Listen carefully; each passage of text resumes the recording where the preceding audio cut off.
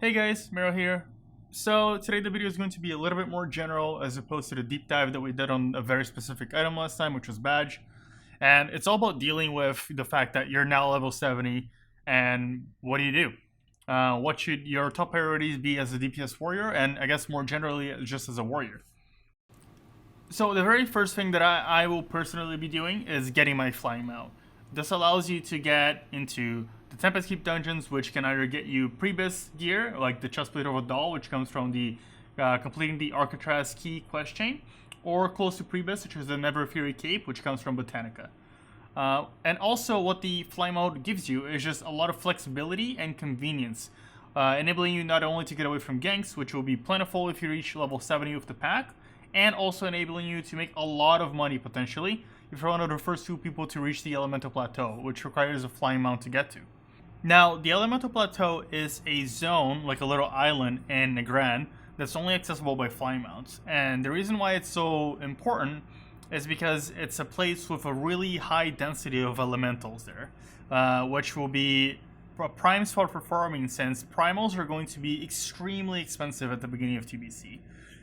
Since they're used in basically every single crafting recipe.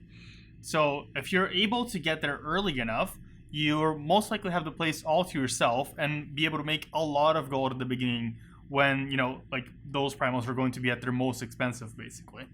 So if you're rushing for 70, going straight to the Elemental Plateau is definitely a very good idea. Now, my second biggest priority is getting attuned to Karazhan and going to Karazhan and clearing it as soon as possible. If you have Phase 6 and Phase 5 bits here, that's going to be super easy. With the upgrades that you got along the way, that shouldn't be difficult at all for you and your group. The attunement, you can easily work towards it as you're leveling, but even if you don't, it's really easy to just do it in one day or one night with a solid group. I won't go over the attunement process since plenty of other content creators have touched on it, but I'll give a special shout out to Scottejaye's video that touches on how to get Nightbane summoned on the very first reset.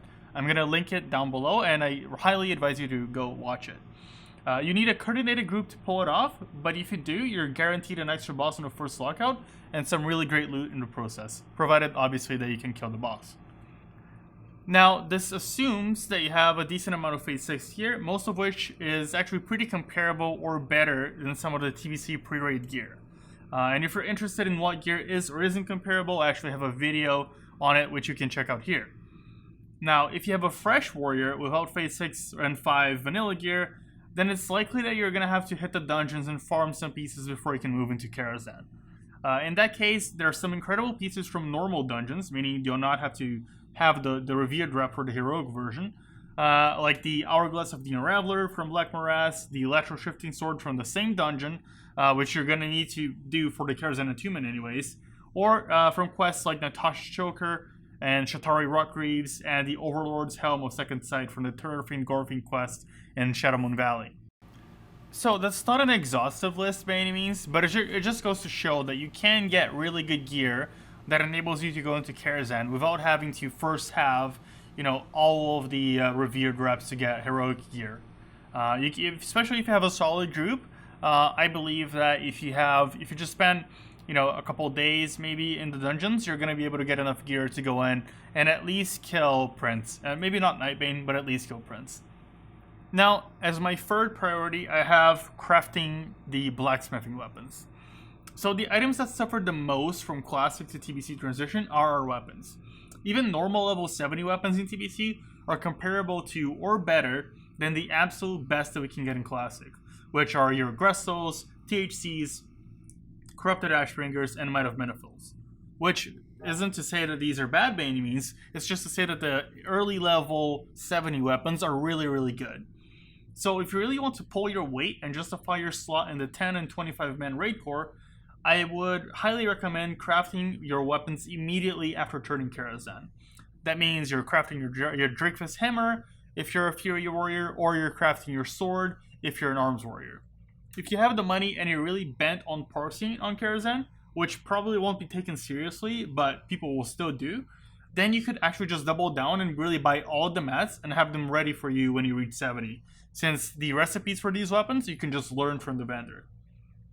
If you have a lot of money, then you can actually just buy also the reputation items for the auto rep and outright buy enough to get exalted, which will give you quick access to Vindicator's brand, which is an incredible weapon in its own right if you're a Fury Warrior. So if you actually manage to get those weapons before you step foot into Karazhan, that's such a massive power spike and DPS upgrade that you're likely going to be able to out DPS classes that you otherwise wouldn't be able to. So whether that's worth it or not, it's up to you, but beware that buying those items will cost a lot of money. So if that's something that you really want, then you should be preparing right now. Now, after you've bought your flying mount, got attuned and hopefully clear Karazhan, and then crafted your weapons, you should start working on your revered reputation. Most of our pre-raid gear comes from heroic dungeons, which we need reputation to enter.